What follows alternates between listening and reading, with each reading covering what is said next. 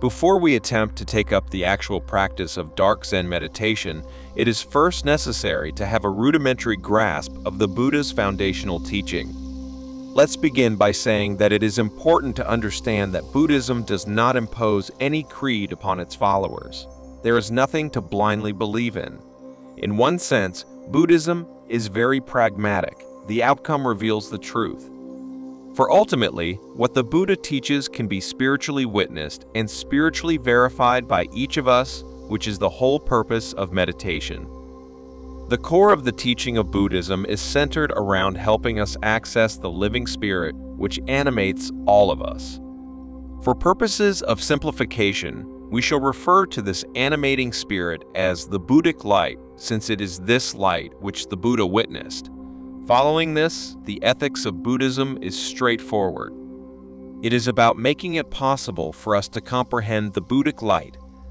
If we become distracted by the ways of the world and especially by our passions, it is not possible to spiritually witness the Buddhic light.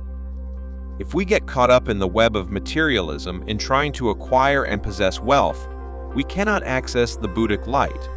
In a word, the ethics of Buddhism is really about keeping spiritual hygiene.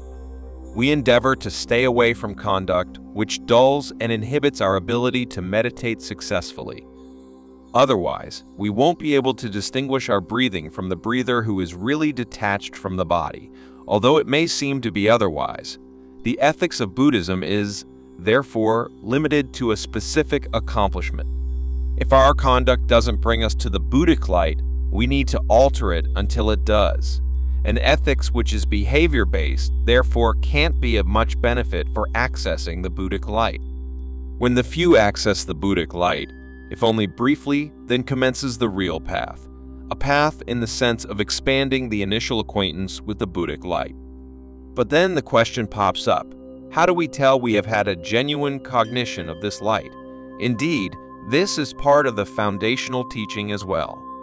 If we practice meditation, we need to have some idea when we have acquired the Buddhic light rather than accessing something imaginary. When our acquaintance with the Buddhic light is made, it doesn't abandon us. That is one important indication of access, in addition to the fact that accessing the Buddhic light is virtually self-verifying. In most other forms of meditation, experiences gained over time eventually fade, and being subjective experiences, we are never sure of their authenticity. These acquisitions are not fulfilling, falling short of the mark. Since the acquired experience relies on form and technique, the outcome is not any greater than the sum of form and technique. With the Buddha's meditation, form and technique are almost incidental.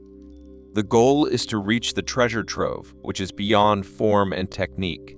Once the treasure is found, nothing more in the way of technique is required. After we gain access to the Buddhic light, by properly intuiting being prior to our breathing, we then come to a new understanding of meditation. It is not necessary to sit, since the Buddhic light is ever present in us, although at times faintly. No matter what we do, so long as we cherish it, it remains.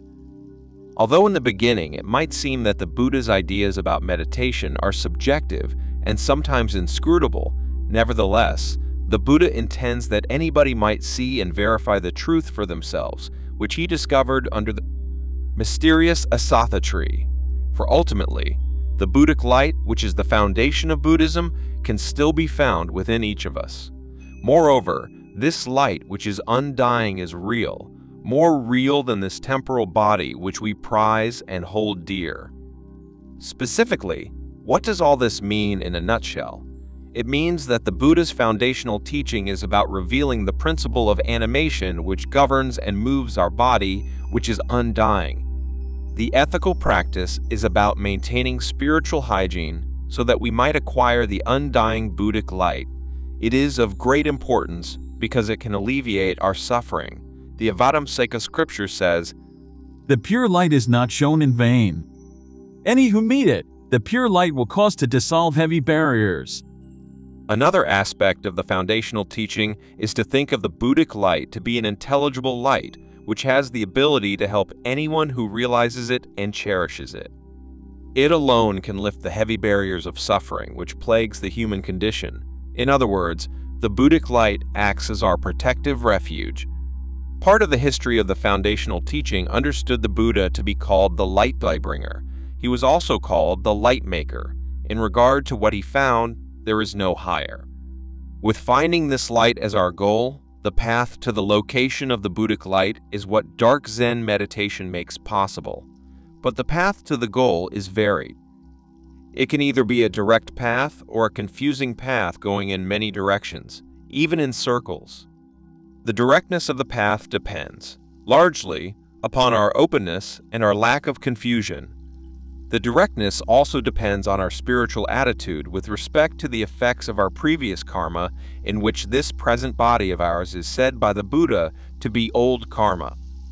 At this point, it needs to be mentioned that old karma, which is the physical body of our birth with which we are presently connected, is a powerful adversary and cannot easily be set aside if one is to successfully accomplish meditation.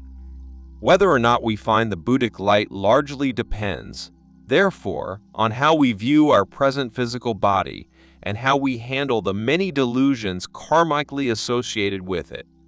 If we can successfully voyage through the body's afflictions, especially the powerful urge to follow the conditioned world, of which the body is heir, our confusion and ignorance will, in proportion, diminish. The Buddha's meditation can then be successfully accomplished. If, on the other hand, we are easily affected and seduced by worldly afflictions and urges of the body, meditation will not be accomplished.